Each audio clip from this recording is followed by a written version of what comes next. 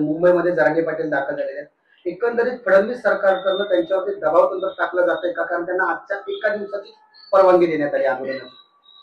आज पहाटेच मनोज जरांगे यांच्या माध्यमातून संपूर्ण महाराष्ट्रातील मराठा समाजाचं जे महासागर आझाद मैदान आणि मुंबईमध्ये जो आलेला आहे ते पाहिल्यानंतर सध्याच्या राज्यकर्त्यांना त्याच्यावर थातुरमातुर उत्तर काढून जमणार नाही.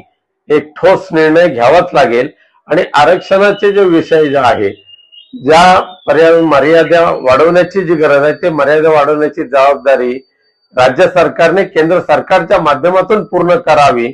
पण आज ज्या पद्धतीने जाती जातीमध्ये भांडणं लावण्याचं काम त्या राज्य सरकारने केलं, महाराष्ट्रातल्या राज्य सरकारने केलं, त्याच जबरदस्त चोख उत्तर आज मुंबईतल्या मराठा समाजाच्या एकजुटीने दिलेलं आहे.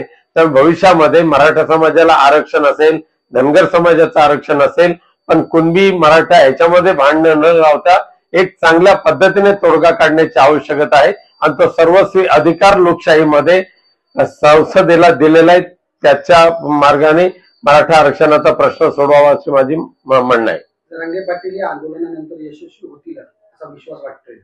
1001% ज्या पद्धतीने लोकांची ताकद त्या व्यक्तीच्या पाठीमागे उभी राहिलेली आहे ते पाहिल्यानंतर सरकारला मनोज जरांगेनं यशस्वी करावंच लागेल. भाई, मंत्रिमंडळात कॅबिनेटमध्ये निर्णय झाला की चिपीला विमानतळ नक्कीच गणपतीमध्ये येईल. मात्र नितेश राणेंनी याबाबत प्रेस घेऊन माहिती दिली. मात्र अद्याप चिपीवरती सिंधुदुर्ग मुंबई विमानसेवा सुरू झाली नाही. कसं पाहताय?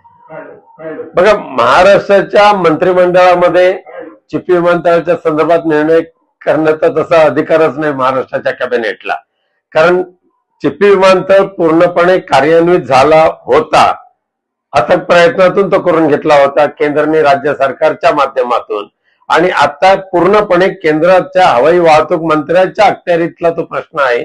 आणि तो सोडवण्यासाठी दुर्दैवाने सिंधुदुर्ग जिल्ह्याला सक्षम खासदार मिळाला नाही, हे सिंधुदुर्ग जिल्ह्याचं दुर्दैव आहे.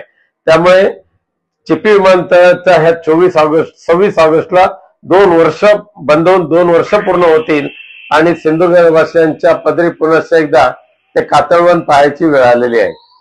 मोहन भागवत असं म्हणाले की इस्लाम भारतात आहे आणि भविष्यातही राहील. जो असे मानत नाही तो हिंदू होऊ शकत नाही असं ते म्हणतायत. जेव्हा दोन्ही बाजूंनी हा विश्वास निर्माण होईल तेव्हाच संघर्ष संपेल असं मोहन भागवत म्हणतात.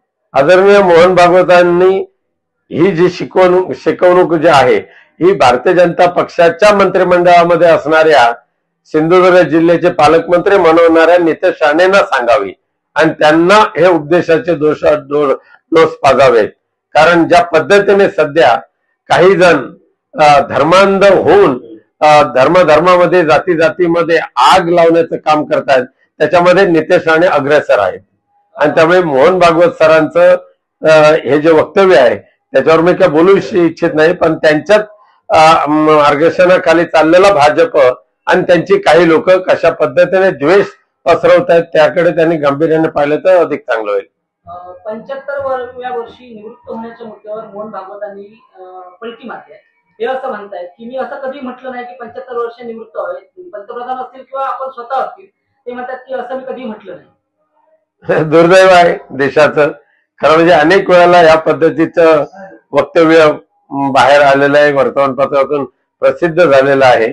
आणि साहजिकच आहे केंद्रामध्ये माननीय नरेंद्र मोदी बसले असल्यामुळे त्यांना अशा पद्धतीचा शब्द गिळावा लागतोय का परत असे शंका येते.